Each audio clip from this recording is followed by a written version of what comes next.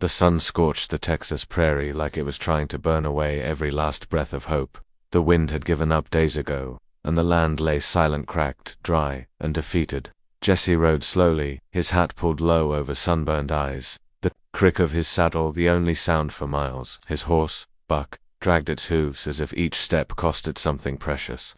Jesse's canteen sloshed faintly, barely enough left for a day. He'd been rationing, not just for himself but for Buck too. The drought had taken almost everything: his cattle, his crops, his savings. Letters from the bank piled on his old oak table, each one more urgent than the last. He hadn't opened the most recent one. What was the point? He knew what it said. Foreclosure. The land he'd promised his father he'd protect was dying under his feet, and there was nothing he could do but keep riding the fence line, pretending hope still lived somewhere beyond the dust. He guided Buck toward the old stream, more out of habit than hope. The stream had been dry for weeks, its banks cracked like broken pottery, but maybe there'd be a patch of wet mud or a trickle of water. As Jesse neared the stream, he pulled up sharply. Something was there, no, someone. A figure slumped near the edge of the ravine, covered in dust and unmoving. His heart jumped, and he kicked Buck forward. As he got closer, he saw it was a woman, her hair tangled with weeds and her skin scorched red. She was dressed in jeans and a light blouse, both caked in dirt. She didn't stir. Jesse slid off his horse and rushed to her, kneeling beside her limp body. Her lips were cracked, her breathing shallow. "Hey," he said, gently shaking her shoulder. "Ma'am, can you hear me?" Her eyelids fluttered, then slowly opened. Her eyes, dry and glassy, met his with a flicker of desperation. "Water," she croaked. Jesse didn't hesitate. He pulled his canteen from his saddle and lifted her head. She could barely drink, but he poured slowly, letting the drops touch her lips. She coughed, then took a shaky sip. The canteen emptied, and Jesse felt the knot in his stomach tighten. That had been the last of it, but watching her swallow, her body starting to come back to life, he knew it had been worth it. She looked up at him, her voice a whisper. "Why would you do that?" He gave a faint smile, brushing sweat from his brow. "'Cause no one deserves to be left in the dust." They sat there in silence for a moment, the sun relentless above them. Jesse shaded her with his body, shielding her from the heat. He didn't know who she was or where she'd come from, but right now none of that mattered. She was alive, and he wasn't alone. She tried to sit up, and he steadied her. "Name's Jesse," he said. "Let's get you out of here." He helped her onto Buck, walking beside them as they made their way back to his cabin. The journey was slow, but she stayed conscious, occasionally murmuring her name, Clara. Her car had broken down miles away. She'd been walking for hours, maybe longer, hoping for something, anything. As they reached the horizon, Jesse glanced back at the stream. It looked the same as before, dry and empty, but something had changed. For the first time in a long while, Jesse felt like the land had given him something, not taken it away. A life saved, a human connection, a reason to keep going. The prairie was still dying, the bank was still calling, and the sky was still dry. But Jesse's steps felt lighter, like maybe the dust didn't weigh as heavy anymore. Because somewhere in that barren world, two strangers had found each other, and something in both of them had begun to stir back to life.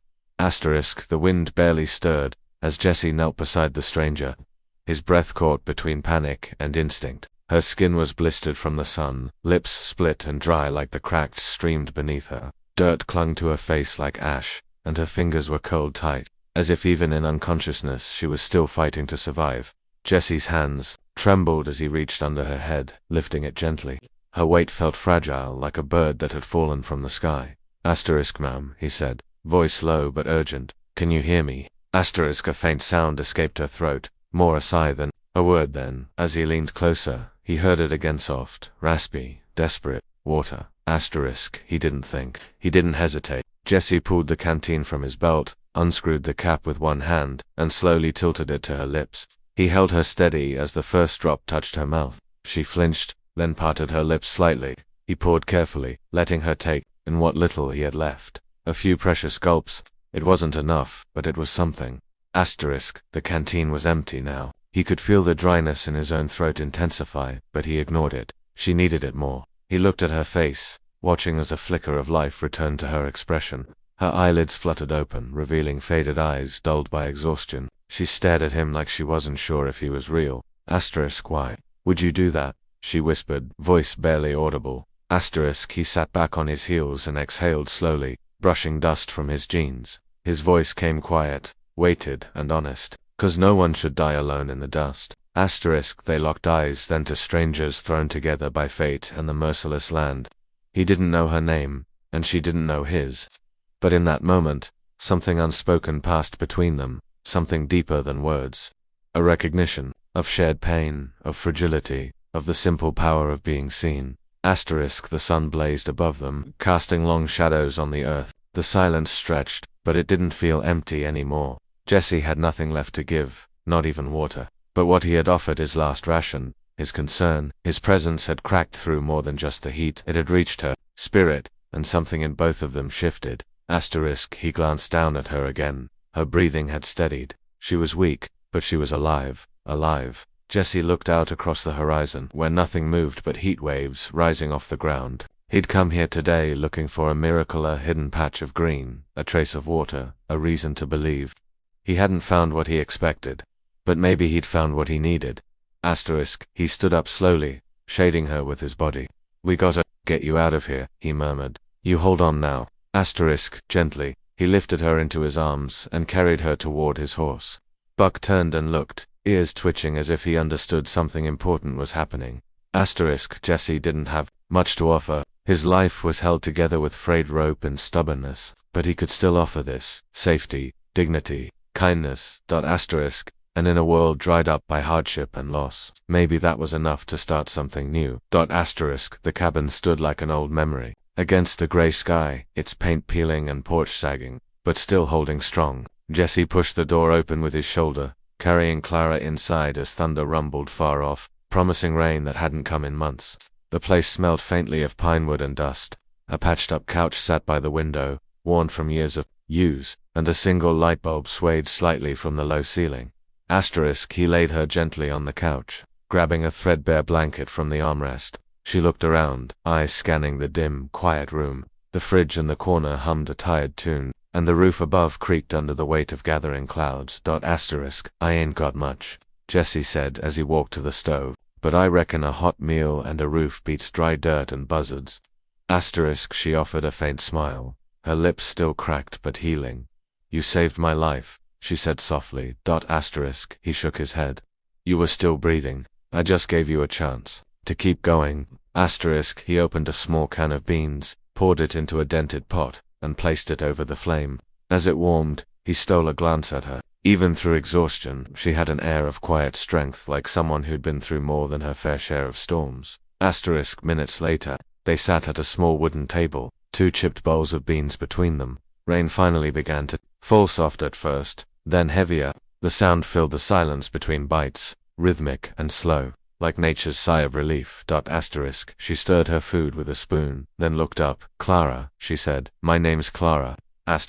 Jesse nodded. "Jesse." "I was driving across the state," she continued, "trying to get to my sister's place in Abilene. Car gave out somewhere back on Route 86. Cell was dead, so I walked, thought I'd find help sooner." Her voice trailed off. "Didn't think I'd make it." Jesse listened quietly, eyes focused but kind. "You're here now. That's what matters." Thunder cracked close now, and water began to leak through a corner of the roof into a rusted pan Jesse had placed there years ago. Clara flinched at the sound, then chuckled softly. "This place is small," she said, her eyes sweeping over the uneven floorboards, the single bookshelf, the lonely cowboy hat hanging on a nail. "But it feels safe." Jesse looked at her and, for the first time in what felt like forever, smiled. Not because everything was fixed, not because the rain would save the land or the bank would forget the debt, but because, in that quiet room, filled with thunder and beans and kindness, something warm stirred in his chest. A stranger had found shelter, and he had found something just as rare, a reason to believe again. Dawn broke slow and soft, like the land was waking from a long, aching sleep. The rain had fallen through the night, not a storm, but a steady, cleansing drizzle that kissed the earth instead of punishing it. The prairie outside Jesse's cabin glistened in the early light, every blade of grass slick with silver. The sky, once harsh and colorless, now held a soft pink hue, scattered with low, drifting clouds. Jesse sat on the porch with a chipped mug of black coffee in his hands, steam curling up into the cool air. Clara sat beside him, wrapped in one of his old flannel shirts. Her hair was still damp, curling slightly at the ends, and her face held a peace he hadn't seen before, not when he found her, not even at dinner. But now, watching the rain soak the land, something in her had settled. They didn't talk at first. Words didn't seem necessary. The only sounds were the distant cooing of mourning doves and the soft patter of raindrops tapping against the tin roof. Jesse glanced at the horizon, where hints of green were just beginning to emerge in the once barren field. Life, quiet and slow, was returning. He felt a warmth beside him as Clara shifted slightly, and then he felt her hand slip into his. Her fingers were cool but steady, and he turned to look at her. She didn't say anything, just smiled. The kind of smile that comes not from joy alone, but from surviving something you weren't sure you would. Jesse swallowed hard. Something caught in his throat. He looked down at their joined hands, then back out toward the land. His voice came low and thoughtful. Funny, he whispered. I thought I was the one saving you. Clara turned to him, curious. He continued, eyes still fixed on the fields. But maybe you're saving me. The words hung in the air like the mist rising from the ground. Jesse hadn't meant to say them. He hadn't even known they were inside him until they were out. But now that they were, he realized, they were true. Clara hadn't just walked into his land, she'd stepped into his loneliness, into the cracks life had left in him. And somehow, she'd begun filling them with something he hadn't dared hope for. Clara reached up gently and brushed a raindrop from his cheek, or maybe it was a tear. Neither of them said. Her smile deepened, eyes glowing in the soft light of morning. Maybe, she said, voice warm and certain. We saved each other. Jesse looked at her then, not as a stranger, not as someone he'd rescued, but as a partner in something bigger than either of them. The drought had broken, the sky had opened, and something new had begun to grow, not just on the land, but in the quiet, tender space between them. The rain kept falling, and they sat there on that old porch, fingers intertwined, watching hope take root. The land had changed. Where once it lay cracked and thirsty, now tiny green shoots pushed bravely through the earth, stretching toward the sun like children learning to stand. The fields rippled with promise, dotted with new growth. Birds had returned, filling the morning with song, and the sky no longer felt like an enemy, it felt like home. Weeks had passed since the rain. Jesse stood by the fence post, his hands calloused, his hat low over his brow, watching Clara as she knelt in the soil, planting the last row of beans. Her hair was tied back, her hands smudged with dirt, and her face lit with quiet purpose. She looked like she belonged here now, and not lost, not running, but rooted. She glanced up and smiled, and Jesse felt that same warmth that had bloomed the morning after the rain. The ranch still needed work, broken fences, a barn in need of a new roof, but the weight he'd once carried had lightened. He wasn't walking alone anymore. Clara had stayed. Not out of obligation, not because she had nowhere else to go, but because something real had taken root between them. Trust, love, home. Near the front gate, a wooden sign hung onto fresh posts. Jesse had carved himself the letters, painted carefully in Clara's neat handwriting, read, Hope Springs. It wasn't just a name, it was a truth. People driving past had begun stopping not for fuel or directions, but for water from the new pump, for Clara's sweet tea, for Jesse's quiet stories. They came tired, dusty, curious, and left lighter, touched by something they couldn't quite explain.